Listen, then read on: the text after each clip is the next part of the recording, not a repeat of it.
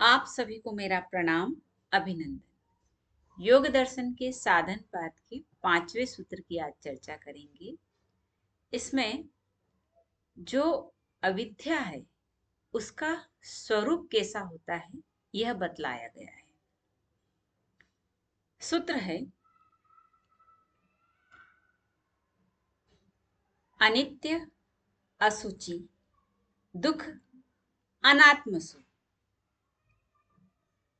नित्य, सुचि, सुख, आत्मख्यातिर्विद्या।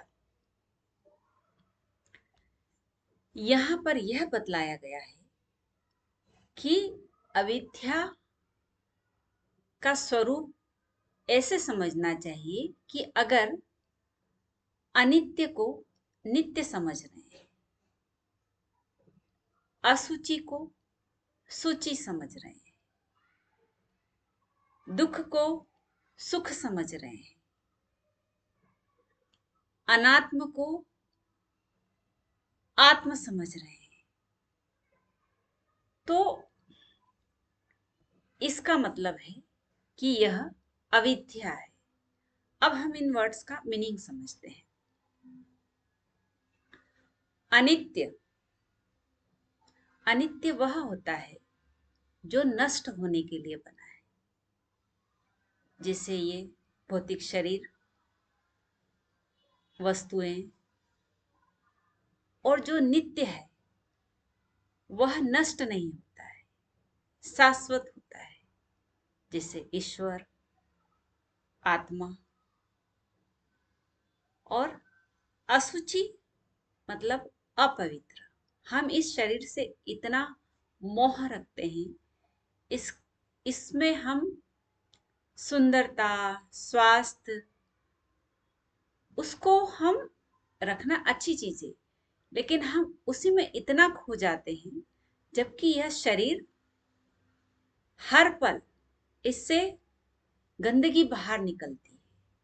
आप एक दिन इसकी सफाई मत करो, यह गंदा हो जाएगा। तो इससे इसकी सफाई करना अच्छी बात है, लेकिन यह काया, इससे यह मोह करना कि यह पवित्र है, यह मोह नहीं होना चाहिए। फिर तीसरा है दुख। दुख को सुख समझ लेना। जैसे सांसारिक वस्तुएं जब हमें मिलती है तो हमें ऐसा लगता है कि ये जो वस्तु हैं यही जीवन का सुख है, जबकि ये वस्तुएं हमें दुख ही देती हैं। इनमें हम जितना फंसते चले जाते हैं उतना हम ये महसूस करते हैं कि कार आएगी तो हम बहुत ज्यादा सुखी हो जाएंगे।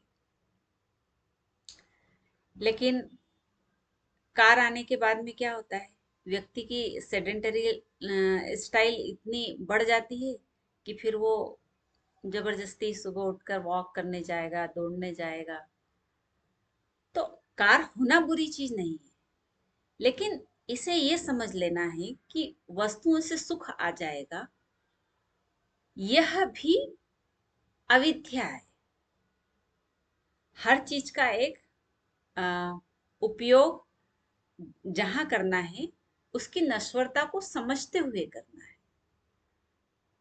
और फिर लास्ट जो है, अनात्मा को आत्मा, चेतन समझ लेना। जो अचेतन है उसे चेतन समझ लेना।